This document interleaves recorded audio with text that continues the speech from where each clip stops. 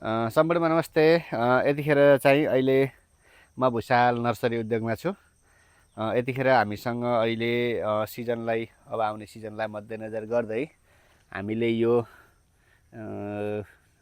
थुङ्गे फुल भन्छ यसलाई मेरीगोल्ड को बेर्ना प्लान्टेसन गरिसकेका छौँ, सिडिङ गरिसकेका छौँ भने अब यो हुर्किँदैछ। हामी लगभग यतातिर यो कर्माको म्यारिगोल्ड हो भने यो आरडी युनिक को हो, यो पनि आरडी युनिक हो, त्यो पनि आरडी युनिकको हो। ओरेन्ज कलर र अनि येल्लो कलरमा चाहिँ हामीसँग अहिले म्यारिगोल्डको बिरुवाहरू हामीले सिडिङ गरेका छौँ भने धेरै बिरुवाहरू पनि हामीसँग छ। अहिले हामी यो उसले गर्दा के अरे यो असारले गर्दाखेरि अलिकति सरसफाइ यताउता अलिकति धेरै गाह्रो भइसकेको थियो र अहिले केही व्यवस्थित गराउँदैछौँ।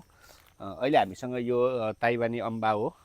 यो चाहिँ हाम्रो तपाईँको सानैबाट फल्छ, हेर्नुहोस् यो फलिसकेको छ। यसै गरी हामीसँग 1 केजीवाला अम्बाहरू पनि छ, म तपाईँहरूलाई पछि देखाउँछु। एउटा अम्बा 1 केजीको फल्छ, सानैबाट फल्छ, कलमी टाइपको हो।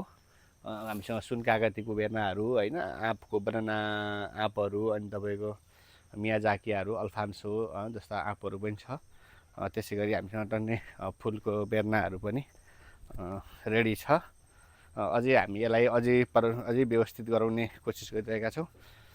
फेरि म अर्को भिडियोमा हजुरहरूलाई एकदम व्यवस्थित नर्सरी देखाउने कोसिस गर्नेछु। धन्यवाद।